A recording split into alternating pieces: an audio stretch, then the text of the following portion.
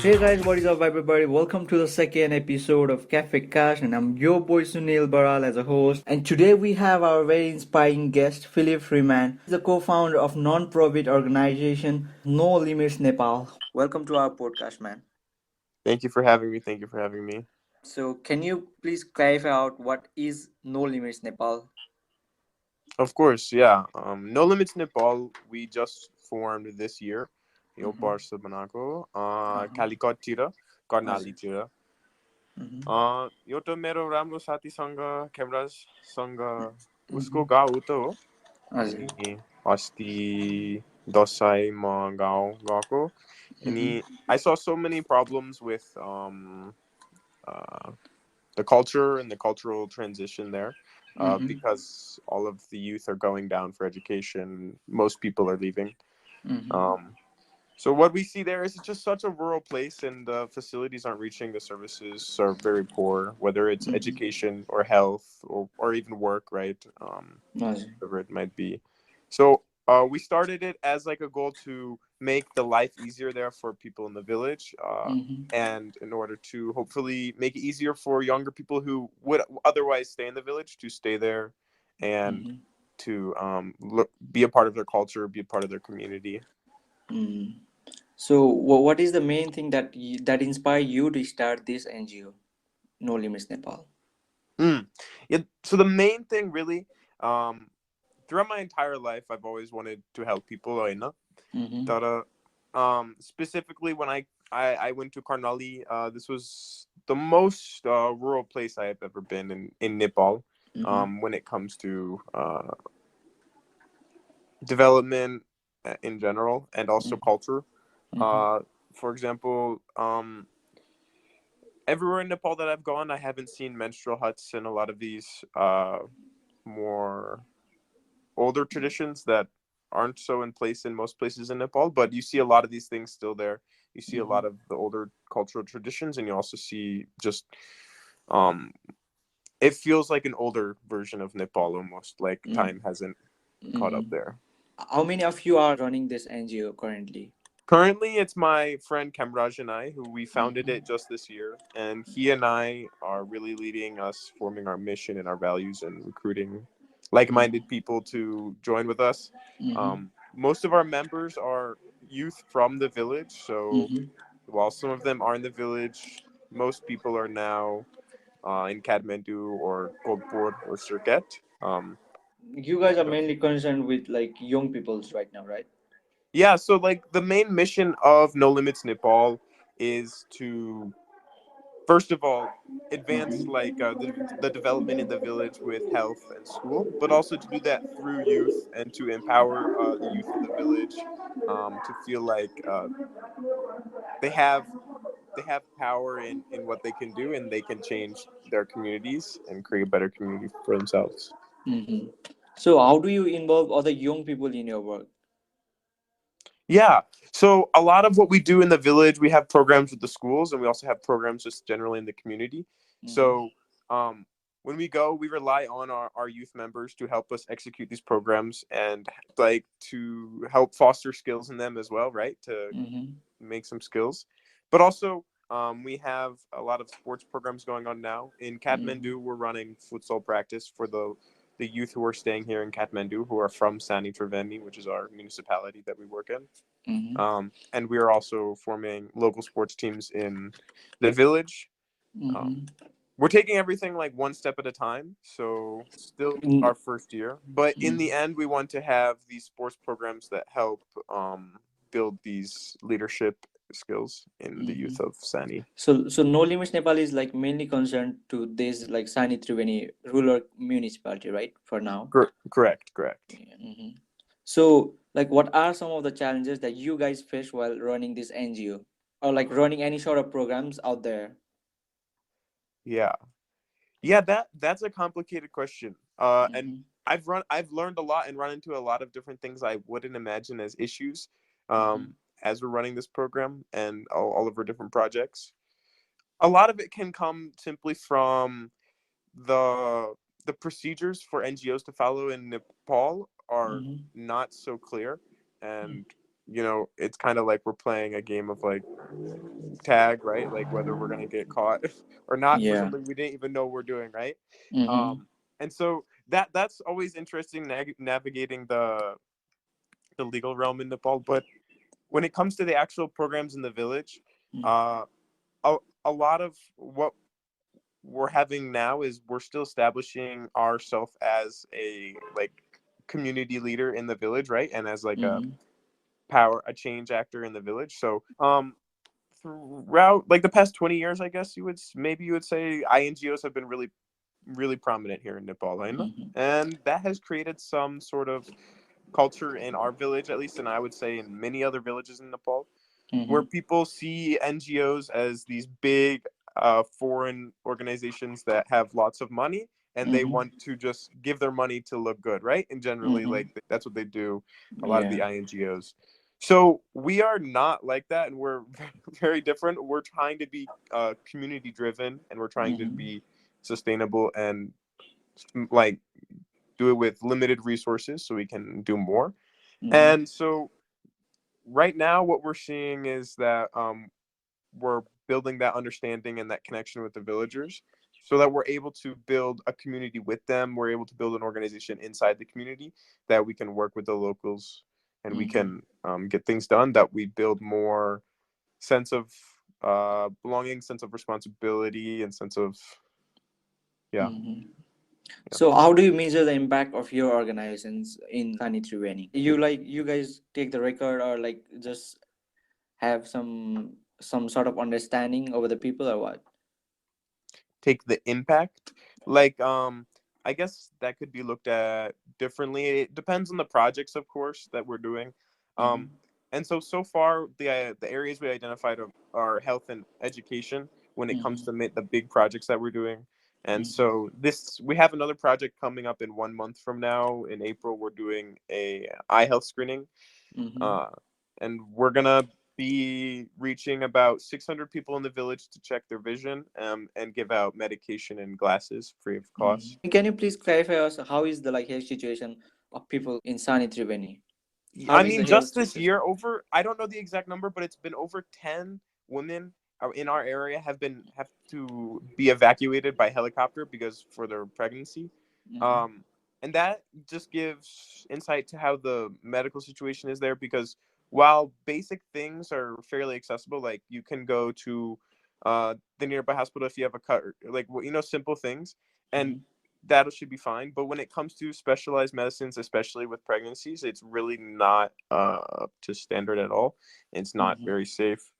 Um, so that's why we want to do the eye health camp, because there's absolutely no eye services in the village, and there's also Mm-hmm. no dental, and there's no pregnancy services that Mm-hmm. are trustable at all, at least. Mm-hmm. So how do you guys go there or transportate there? If you guys like are running some sort of programs, like you just told right now that you guys are running eye health camp soon, right? So Yeah. how you guys are taking all those like medicine doctors and how you guys gonna accommodate them? Yeah, so in our village, we do have a road, but it is just tractors mainly that go on the road, and it's just dirt. Um, and so Jeeps have a very difficult time coming up to our village, and Mm-hmm. we usually don't. When we go this next time, we'll be hiring our doctors we're partnered with Berry Hospital in Nepalganj, and so Mm-hmm. we'll take doctors from Nepalganj by Jeep up to our village, and Mm-hmm. if so, we'll have to take a tractor also. But Mm-hmm. um our village is actually fairly lucky because we are on the way to to Tribeni Patan or Badi Malika. Mm-hmm. And so the tourism people in the area, the tourism officials are currently trying to create the road longer. But they're not trying to make the road better right now. They're just trying to make it longer. Mm-hmm. Yeah. What percentage people are illiterate over there in Sani Triveni? Yeah. In Sanni Triveni, so if we just want to look at the statistics that are available to us based on the government of Nepal, Mm-hmm. um, the 2020 or 2021 census hasn't been released, like the specific numbers for that. In Mm-hmm. 2011, the literacy rate was about 60% or so, I think. Mm-hmm. Um, And a lot of the statistics I see on the censuses and on the reports that the Nepal government has, I would like to believe in their accuracy. But when I go to the village and I look in the schools and stuff, it just doesn't like it doesn't match up, right? Uh, Exactly. there's a really the biggest problem in Sanni Triveni, and I think in a lot of parts of Nepal, is a lack of teachers, of quality teachers, and also a lack of people who are willing and wanting to stay in the areas that are needed. Um, so now, especially in our area, we see money from the government coming to build new buildings and new like physical structures for the schools. And really, I see that just as a way that the government can get more students in and then get more funding, right? But Exactly. our organization really wants to focus on directly helping students and helping their learning process, so we can invest more in students. You don't see a lot of student investment in these areas. You see it in the infrastructure, and you see them being treated more as a number in their budget line, right? And if we can improve the teaching style, if we can improve the curriculum, if we can improve really anything for the students, that's our goal. Like over the next year, we're working on a plan to provide tiffin at our local primary school. Currently, tiffin is at 1 o'clock, and most students go home, and then like if they come back, half of them maybe or not. How is the education like quality in Sanni Triveni right now? So in our village, so in Sani, it's an entire municipality. There are 9 wards. No order so and हाम्रो गाउँ 6 वटा थियो हैन? हजुर हजुर And we have 3 primary schools in that ward, I'm pretty sure. Our primary school in our village goes from class 0, they call it, to 8. And then from there, once students, if they want to go to class 9, then they will go to Ward 6, which is maybe from our school, a 30-minute walk from our school. Then they can go to class 9 and 10, and then that's it. Or I think that might be it. There might be one institution in the community for class 11 and 12, but most people, if they are able to, they will go to Kathmandu or to Kolpur or to, you know. So, but the problem that we find is there are a lot of students who come to our primary school who already walk maybe an hour, right, from like further, right?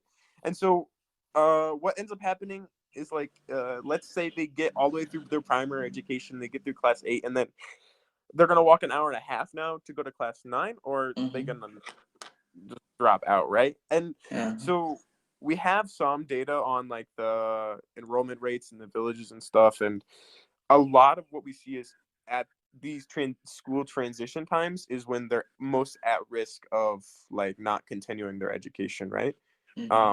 Like when they're changing from 8 to class 8 to 8 to 9, or from 10 to 11, right? And obviously most, if they're staying in the village, most stop after 10, right?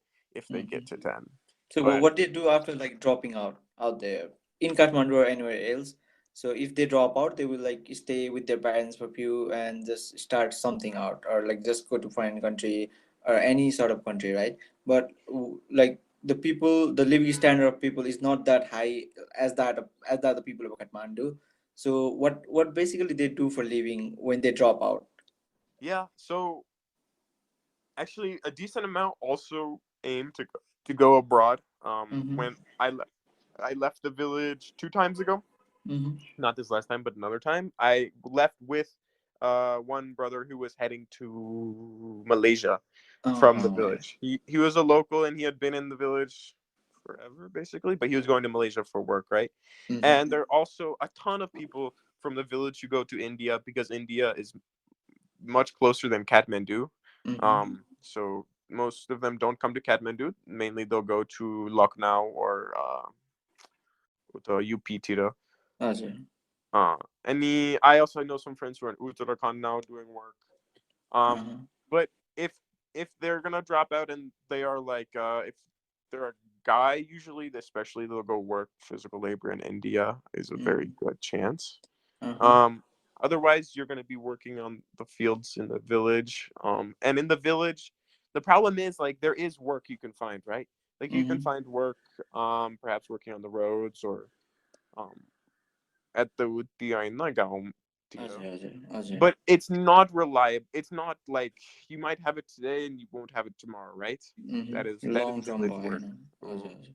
So whenever I talk to many of my friends from Sani, the biggest thing is like, yeah, you can find work here sometimes, but it's never reliable, right? It's not sustainable. It's not long term.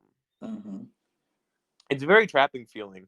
I हजुर. I have to be able to like understand that it must be a very trapping feeling to be in your own home and not be able, like Yeah. you're in your own home and you can't even make it to stay there, right? You have the only Uh-huh. way to support your family is to leave your home. Mm-hmm. Gardo Sergeant Doggy. Like तिमीले चाहिँ as a teenager होइन Uh, युएसमा बसेको र अब US र नेपालको lifestyle त धेरै नै फरक छ होइन तर त्यहाँ र यहाँमा भन्दा पनि लाइक अब तिमीले काठमाडौँ र सानी त्रिवेणीको मान्छेको लाइफस्टाइल अथवा हुन्छ नि एज अ टिनेजर चाहिँ कति ones you like get done with your studies after that what भन्ने हुन्छ नि सिचुएसन त्यो सिचुएसनमा चाहिँ कतिको फरक पायो. yeah.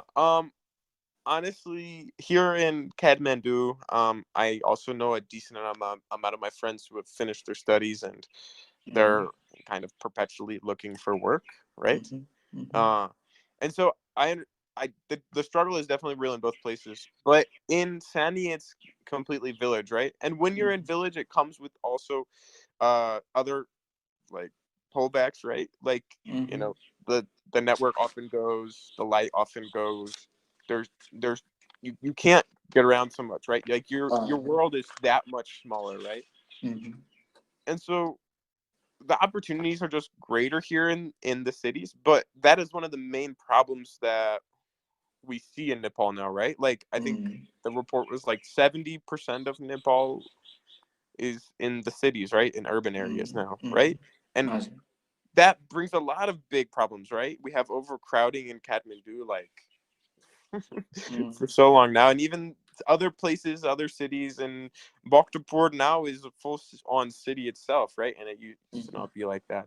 But what you see then is like if everyone is going to keep coming to these cities, you're going to keep divesting resources from the villages, and you're going to put them more into the cities, even though we need to do the opposite, right? We need to be investing in the villages so that the life the difference in your lifestyle between village and Kathmandu or Nepalganj or uh Taran, like any of these places, like it's so different. And if you can close that gap, if we could make it less of a difference, like I feel it. I go to the village, I can feel how different it is to live there. Your options, your world, everything feels different, right?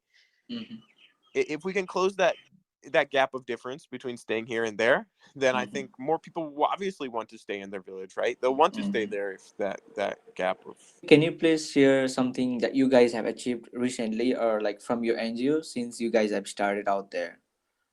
yeah. So something that we just did that I really loved and I was really excited about was we finished our first like big project with our local primary school, which was building 2 classrooms. And that was really exciting. We got to like build relationships with a lot of the people at the school, and we got to focus on building quality classrooms for these students to learn in.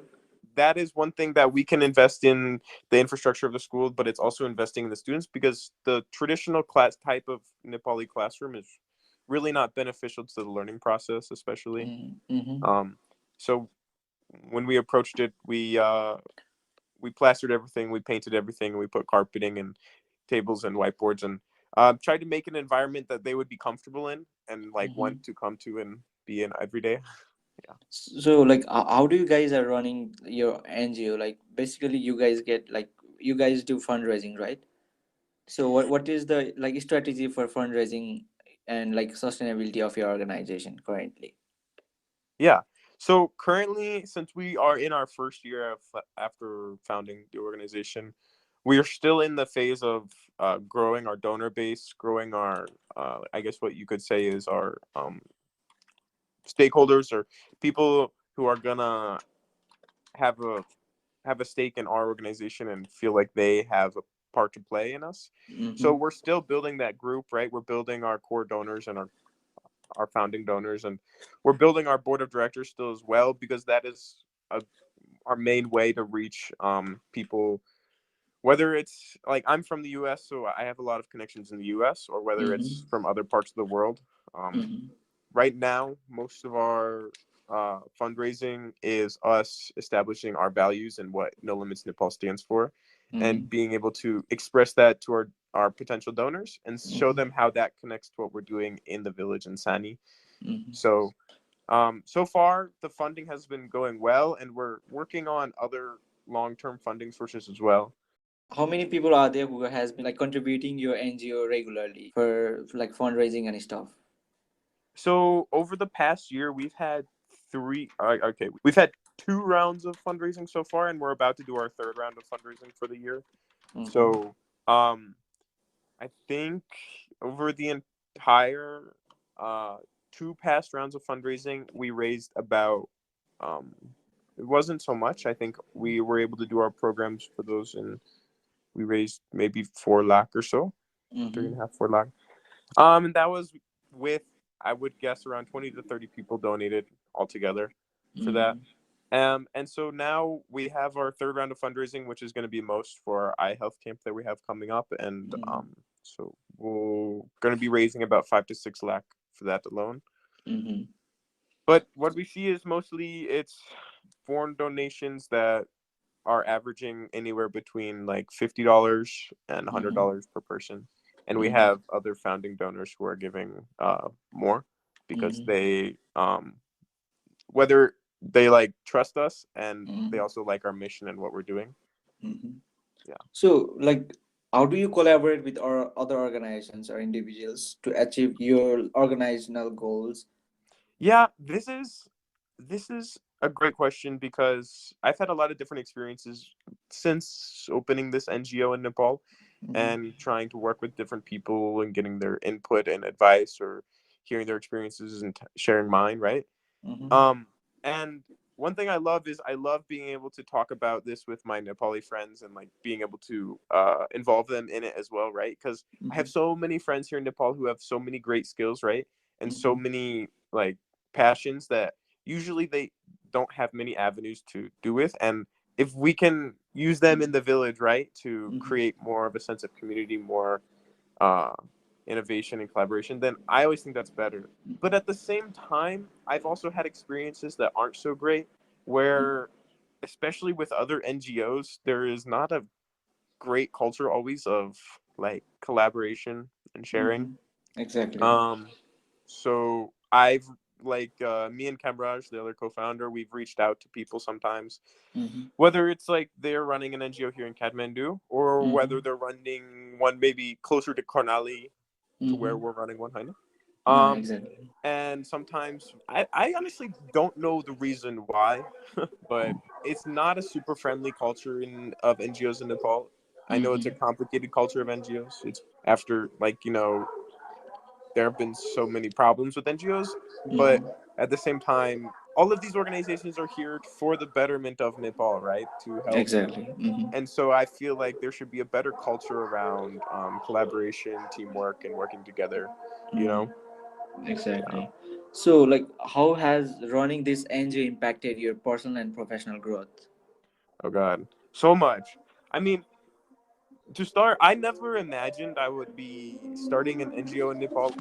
Mm-hmm. Um, I first came to Nepal just out of by chance. There was a scholarship to Nepal, and I wanted to travel before going to university. Mm-hmm. Um, and I had a great opportunity to come here and to teach and to travel, and I ended up loving Nepal, and it was my first time in the country. But I Mm-hmm. never once thought I would be the foreigner who comes to Nepal to open an NGO, right? And it's kind Mm-hmm. of something that just slowly happened over time, organically, and that's all right. But Mm-hmm. now that we have opened it, it's been uh, a very Mm-hmm. interesting experience, a learning experience, definitely, and an eye-opening experience at that. Um, Mm-hmm.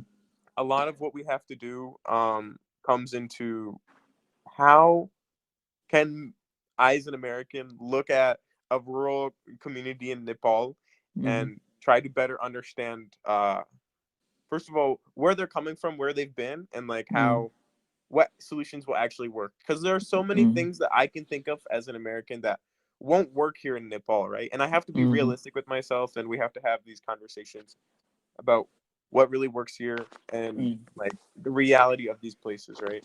Mm-hmm.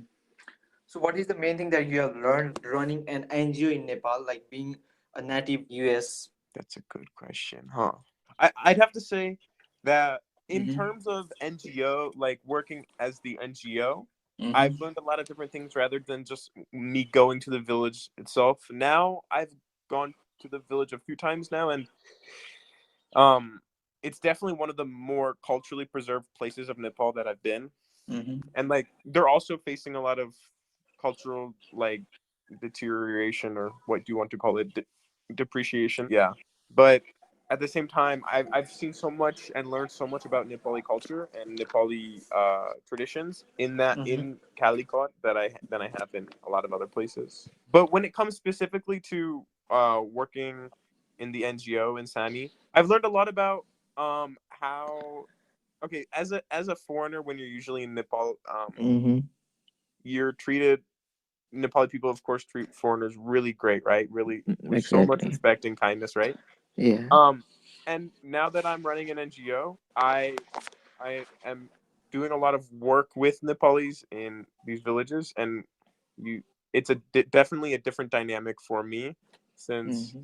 uh, these are more serious conversations, and they're more what to say. It's like real Nepal, I guess, more, right? Uh-huh. Uh-huh. Like you actually see the reality of how people have to live, and you have to actually see the reality of how work gets done here, and you also Mm-hmm. see how work doesn't get done here, and Mm-hmm. the deficiencies that lead to these problems in the society. Mm-hmm. That also, like, I something I I I joke about with my friends is just like कसरी बुझ्ने नेपाली समाज हैन, because Uh, it's uh, so mm-hmm. difficult So sometimes. yeah, yeah, man. uh that obviously I love Nepal. I love Nepali culture and traditions, but there Mm-hmm. is a lot that I have been exposed to running this. Makes me think a lot about Nepali society. I know. Mm-hmm. Being a foreigner, so what are some of the challenges that you have faced while being to Sanni Triveni or any places for your like organizational work? Or anyway, like you can even tell like while forming up your NGO. Because it's like really difficult to do that. So, um, when we were founding our No Limits Nepal, KhemRaj, he founded it under his name since he's a local of the village. Mm-hmm. Um, and you have to get a small board of people, right? Some Mm-hmm. initial founding members to be on the certificate and the application. The Mm-hmm. overall process to create an NGO in Nepal is not so difficult. When it as long as you have a small group of people. Um, Mm-hmm. and the harder part is I, KhemRaj and I, we spent about 4 months planning Mm-hmm. everything, talking to people, uh, getting an idea of what our organization was going to be, right? Mm-hmm. And I always really wanted to involve more, like have more Nepali people on our board of directors, and I wanted to have more of them as like our founding active members. But uh, KhemRaj, we actually had like a lot of discussions, and he was more not for that. Mm-hmm. I don't know if it's just he doesn't see Nepali people as reliable or what too much, Mm-hmm. but that was something when we're starting our NGO, Mm-hmm. um, that finding key like people that we can rely on, reliable, responsible, like realistic, strong-headed people that we can rely on to Mm-hmm. keep our mission going, be Mm-hmm. reliable in the organization. Not Mm-hmm. necessarily like our mission is not all about money. Our mission is about people, right? Mm-hmm. And if we can get more people who have a strong heart, a strong mind, and they're reliable enough Mm-hmm. to contribute to the conversation of how we can better Sanni, right? Like Mm-hmm. with ideas or with their skills or anything, right? Mm-hmm. That is what we need to see, right? Because there are in Nepal, you go to places and you can go to one village and it will be such a beautiful village and they'll take so nice care of it. And you can go Mm-hmm. to another village and no, right? And Mm-hmm. that all comes down to me. I believe a lot of it can come down to the culture of that community, right? And Mm-hmm. also how much like we as young people we feel we can change our communities, right? Exactly, man. So yeah, if yeah. So how did you get introduced to Nepal for the very first time? Oh, after it was in 2019, I just graduated class 12, Mm-hmm. and after class 12 in the US, you have to go to university, right? Mm-hmm. And I hadn't been outside the United States at that point, but I was able to get a scholarship to go for a gap semester and come to Nepal for volunteering. Mm-hmm. The scholarship paid for everything for my room and board and flight, and really it was like a no-brainer. Like, why would like I didn't know anything about Nepal. I had zero Mm-hmm. idea about Nepal. Um, Mm-hmm. I went to a Nepali restaurant in my hometown and talked to one Nepali person at the restaurant, Mm-hmm. right? And that Exactly. was most I had known, but it's definitely something I would never regret because I wanted to take a step outside of American culture in America, Mm-hmm. and Nepal was a great place to do it, and I fell in love with Nepali culture since then. Mm-hmm. So what made you believe that you can run and enjoy right here in Nepal? This is one of the reasons I actually love Nepal. Also, is because in the US, Mm-hmm. I've also like worked at helping people, and I spent a lot of time working in politics in the US because Mm-hmm. I thought that that was a way I could help people. Mm-hmm. And ultimately, what I've found is that I can do so much more here than I can do there, right? Mm-hmm. Um, in terms of like resources, but also in terms of like uh actual like potential outcomes, right? And Mm-hmm. when I first went to Sanni Triveni in Calicut, I saw the community and I said like this is a place that actually does need help, right? Like Mm-hmm. I know there are lots of places in Nepal that um are fairly well developed at this point, but Mm-hmm. they still like are supported by NGOs and stuff. But this is a place that doesn't even have any sort of sustained NGO or like community efforts, and they need it, right? And so Mm-hmm. the potential impact and also the potential to create change is just so big in Nepal, and you can Mm-hmm. do it with so much less that Mm-hmm. that's something that has also. You went to Sanni Triveni after you guys founded out the NGO, or you went before? No, Yeah. actually, I went before. Mm-hmm. I went before during Dosai. I think it was 2021 Dosai. Uh-huh. And I was there for 2 weeks, an Mm-hmm. interesting 2 weeks, and it wasn't until quite a while after that, maybe it was 7, 8 months after that, that we actually Mm-hmm. started and founded the NGO. Mm-hmm. We went there, and KhemRaj and we both had, I think, a fairly interesting experience. Like it was a good festival season, but we saw a lot of interesting things. And Uh-huh. after that, we were talking about it a lot more and more, and then we started developing like what we wanted to see. And at first, our vision was just simply a youth organization. Actually, it wasn't an NGO or anything Mm-hmm. like that. We were thinking of starting just a youth club, Mm-hmm. um, because really we like the future of Sanni Triveni and the future of every village in Nepal is in the youth of Nepal, right? Mm-hmm. And so that's where our vision started, was with the youth, right? With a youth club, and ultimately we expanded to more looking at how can we take the youth and take development one hand in hand, right? Mm-hmm. So how many like youth leaders or youths are there like working with you guys right now from Sanni Triveni?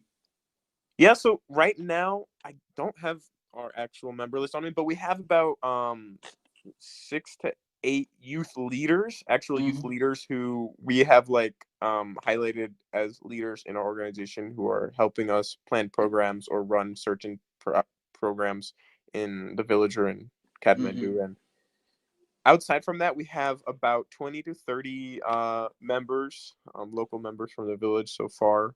Mm-hmm. Um, we really have really taken it as like a slow process. This entire mission, our entire No Limits Nepal mission, is a Mm-hmm. slow process, right? We want to. KhemRaj and I are also both young. I'm 22. He's 23, 24, Mm-hmm.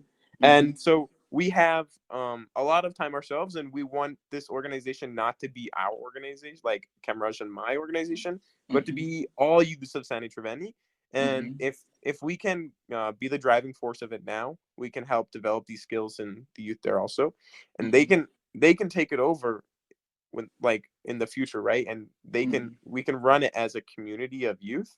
Mm-hmm. um we have approached recruitment so far with Mm-hmm. the mentality of gaining members who are attracted to us because they have the same passion of helping others, they have the same passion and same values as us, and those people will just organically come to us. And then Mm-hmm. we also have recruited members who have helped with our projects and who are helping us uh, fulfill our projects when we go to the village. Mm-hmm. Um, they have also joined because of that. And then a lot of our members have also come because we are creating these football and volleyball teams that, Mm-hmm. so they are becoming our members as Like well. you guys have like a lot of long-term plans, right? Sustainable plans for the Yeah. NGO and the So, village. so right now we just are looking to pull more of the youth from the community together. We want to create environments for them to interact with each other and build friendships, build relationships, and then start building teamwork skills, um, right? Mm-hmm. Collaboration skills. And with this, over time, like this is not going to be something that goes quickly. This is not going to be something that is done overnight or even in a year or 5 years. But this is Mm-hmm. something that will continue on for a long time in Sani and perhaps in other villages across Nepal. So, what is the main thing that excites you, like running this NGO for now in Sanni Triveni? The main thing that excites me is just meeting new people and like Mm-hmm. connecting with the locals there, Mm-hmm. because I in like I will never ever learn everything about Nepali culture, right? But Mm-hmm. I learned bounds of it by staying in the village, and I learned bounds about just people and about how people interact in general Mm-hmm. from meeting so many people through this organization and through our mission. And what's great also is I meet so many people who have such strong hearts because they're into our values and our mission, and I meet them through that. And it's a great way to connect to people who have a strong passion similar to Uh-huh. mine. Mm-hmm.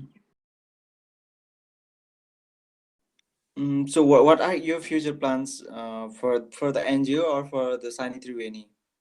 Yeah, so in terms of No Limits Nepal and Sanni Triveni, we have a lot of long-term goals and visions for the community, but Mm-hmm. there are a lot of turning points and like checkpoints we have to get to before then. Mm-hmm. Um, there's so many things we can do to improve the livelihood there in the village, Mm-hmm. but right now we still have to work on making it at least livable. Like there are so many possibilities if we can think maybe 5, 10 years from now where we have been cultivating relationships with youth who are getting Mm-hmm. educations, we have been growing their skills, we have been mentoring, we have been doing all this, and in that time, you know, there are people who will come back. We'll have more services, but right now we're focusing on health and education mainly because we need to improve health and education in Mm-hmm. order for people to come back here in the first place, right? If we Uh-huh. can create better schools, then there will be a much less larger incentive for people to stay in the village than Mm-hmm. there is now, right? Mm-hmm. If we can create reliable health services, then there will be a much less much less reason for people to go down. Uh-huh. Um, it, so we're focusing on those right now because we think those are the biggest problems that we see directly impacting the livelihoods of the villagers. Mm-hmm. But in the future, if we can achieve our goals in the schools and in the health sector there, then we'll look towards economic and once we achieve our goals in health and education, we can look towards economic mobility for the villagers. Uh-huh. Right now, everyone in the community, basically everyone, is subsistence farming, so Mm-hmm. they grow what they eat, right? And Exactly. that is a main driver of why a lot of young people, or whether it's just one person from the household either, go down Mm-hmm. to work also, because if you're just eating what you're making, how to make money, right? And you are going Mm-hmm. to have some expenses while you're there, right? Mm-hmm. More than you'd think. So if we can create an environment where it's actively not pushing people to go away, right? If we can create better schools and health, people won't be actively pushed away, and then Mm-hmm. we can actually actively try to attract people back to the village, right? We can Mm-hmm. create economic opportunity. We can create a lot of these drivers for growth in the village that Mm-hmm. right now we can't even look to do, right? Because first of all the youth are leaving still. It's Uh-huh. so hard. We can't even get a lot of the projects like going right now, because we have to still make it possible for them to stay there in the first place. Mm-hmm. So it's definitely not a short-term thing, right? Like there are Exactly. lots of things that need to be done, and it's Mm-hmm. not gonna happen by just me or just by KhemRaj or just by a few people. It's gonna take years, and it's gonna take a lot of discussions by locals and villagers and our members and people outside of Sanni Triveni as well. Mm-hmm. So like you told that every people can be the funding member or like the member of your NGO, right? Yeah, I mean, so far all of our members are from the village. Mm-hmm. Can They're all, anyone outside from the village can be the member or like can be a funding member for your organization? of course, yeah. Mm-hmm. Uh, Whenever I have a friend approach me who wants to contribute or likes what we're doing, and the first thing I always ask is like, what excites you about what we're doing, and like, what would you want to bring to Sani, or what would you want, like, what do you feel passionate about in yourself, right? Mm-hmm. Because we have so many opportunities that we can do. Like the sky is the limit for what we can do, right? Like Uh-huh. if we have people who care about these communities in Nepal and they have some passion for helping others, Mm-hmm. it's really important then just to consider like what their skill set is and what Mm-hmm. they can bring to the table, right? Mm-hmm. Because I believe that one of the most beneficial things about community is our diversity, right? And Mm-hmm. in our diversity, there's so much things we can get done because we each one of us has like a skill in something else that we're good at, right? Uh-huh. Yeah. So right now, most of our members are from the village, but we're definitely open to having members from outside the village. Uh-huh. What we found is like sometimes it can be harder. You know, like here in Nepal, you could be from Kathmandu or from a city, but oftentimes you're from a village, right? Mm-hmm. Uh, and people seem, you care about your village, right? So far Exactly. we haven't had a ton of interest from outside of Sani, which I understand, right? But Mm-hmm. of course we're open to it. So like how can young people in Nepal get involved with your organizations if they want? Yeah, they can we have an Instagram and a Facebook and a website, NoLimitsNepal.org. Mm-hmm. Yeah, we're very active on So our Facebook. mm-hmm. And we're always posting about our next projects or anything, and our ideas. Always able to reach out. I a lot of times I'll just randomly meet people, or when I'm meeting new friends or even Mm-hmm. old friends, we'll talk Mm-hmm. about the projects and how they're Mm-hmm. interested. Oh. Oh. How can people contribute to your organization for now? What is the main way that they can donate?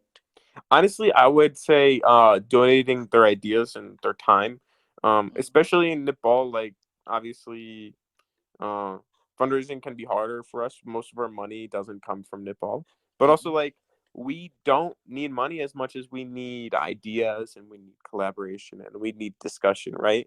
Mm-hmm. Like a lot of these things aren't simple, and it takes a lot of time for us to plan these projects in a way that we think will be sustainable, work for our mission, and work for the betterment of the village. Mm-hmm. And so, if there's anyone out there who wants to be involved with us, or anyone who thinks they have a better idea for what we're doing, like a way we Mm-hmm. could do it better, then Mm-hmm. reach out to our Facebook or our Instagram, send us an email, go on our website. Um, Mm-hmm. this is not about uh, like running an NGO and having the best programs, right? This is Mm-hmm. about working together. This is about having the best solutions to these problems in Nepal. Mm-hmm. And KhemRaj and I definitely don't know all of them, right? And Uh-huh. we haven't thought of the best solutions yet because we haven't talked to everyone yet. So how Mm-hmm. could we know? If Uh-huh. they care, reach out, give your time, give your effort. I Mm-hmm. mean, that's what anyone can do, right, in their community. Mm-hmm. So what advice would you give to all the young people who are like interested in starting their own NGO in Nepal or elsewhere? I'd say the biggest thing is just take it slow. Mm-hmm. Um, I I don't think that take it slow. Yeah. Mm-hmm.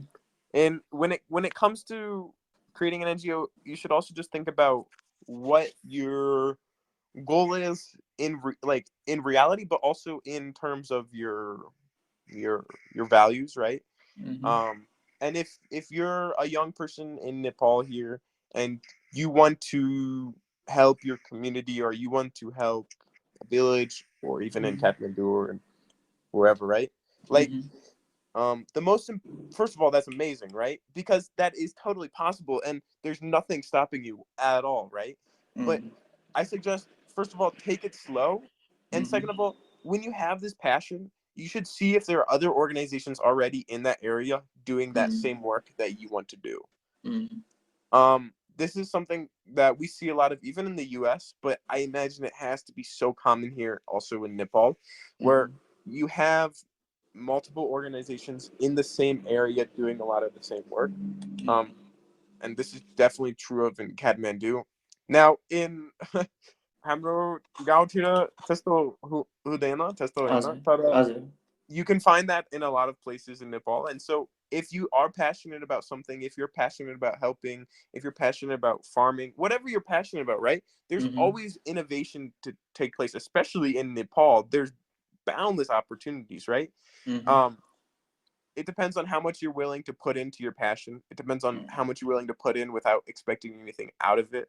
Mm-hmm. Because if you go into this expecting a lot, if you go into this expecting a lot immediately, uh, then it will fail.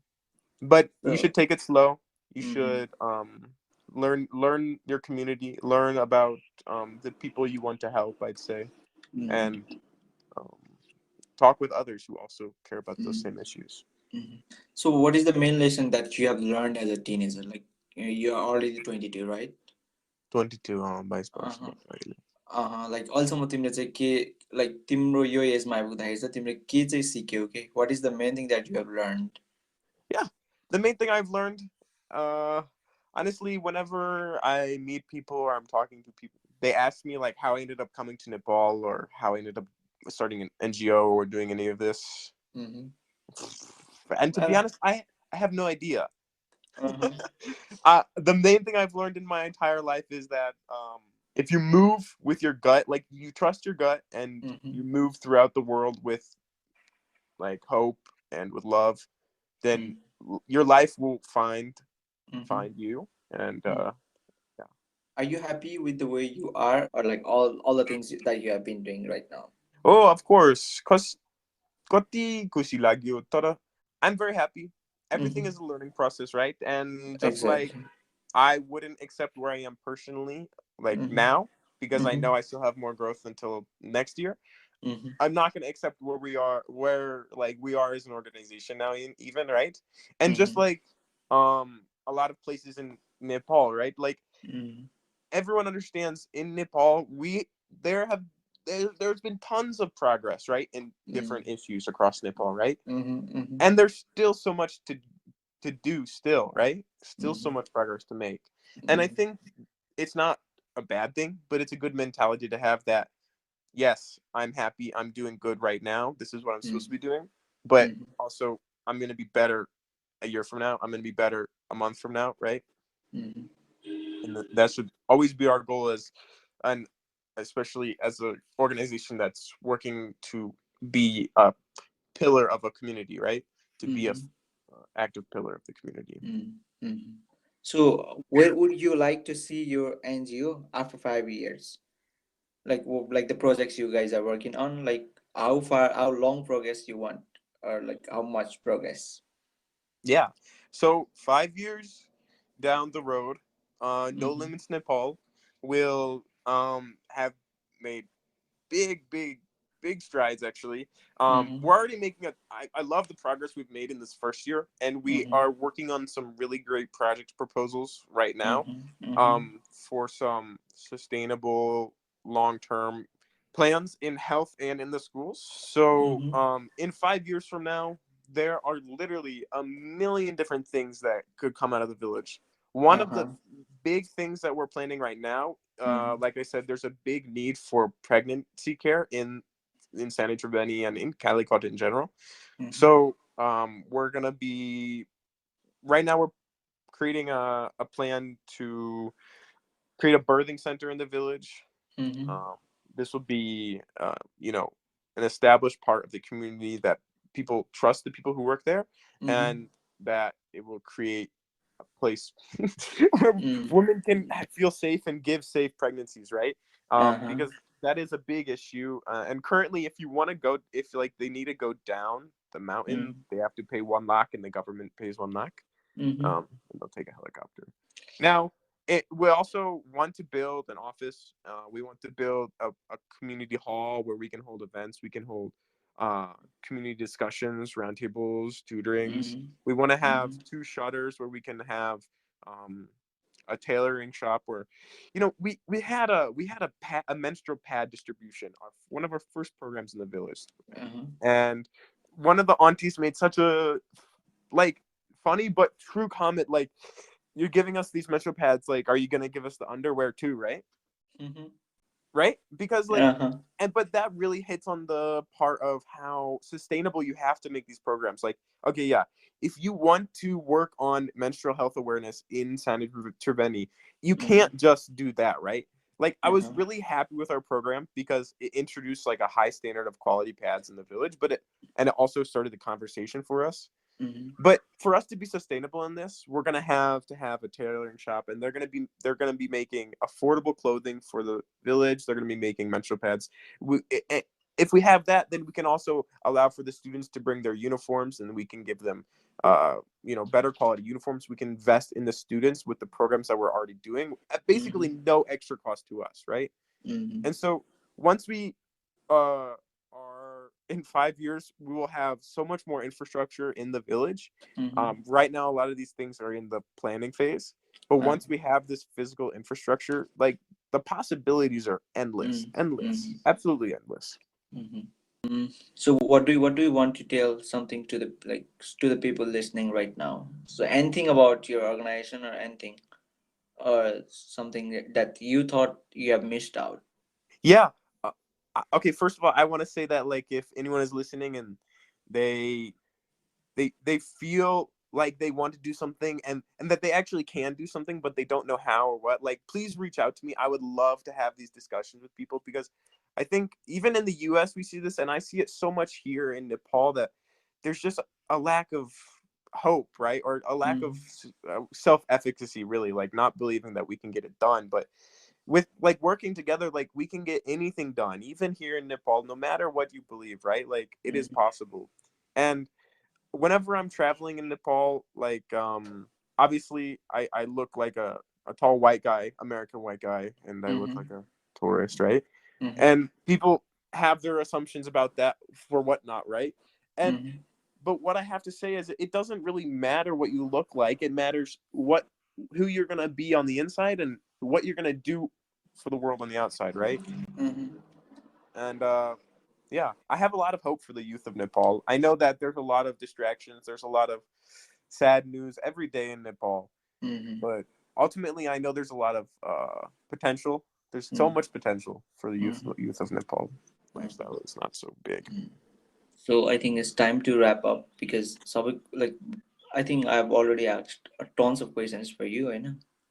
And I I hope think I hope I gave good answers. ठीक छ, like I hope like अहिले कि यो audio पोडकास्टबाट चाहिँ मान्छेलाई केही न केही भए नै आइडिया भयो होला कि what is no limit Nepal भन्ने कुरा अनि like I just want to tell thank you and just like thank you for helping out Nepal and just Sanni Triveni. You guys have been like doing really a good job since a while. I like since it has been a while since I know you, you know.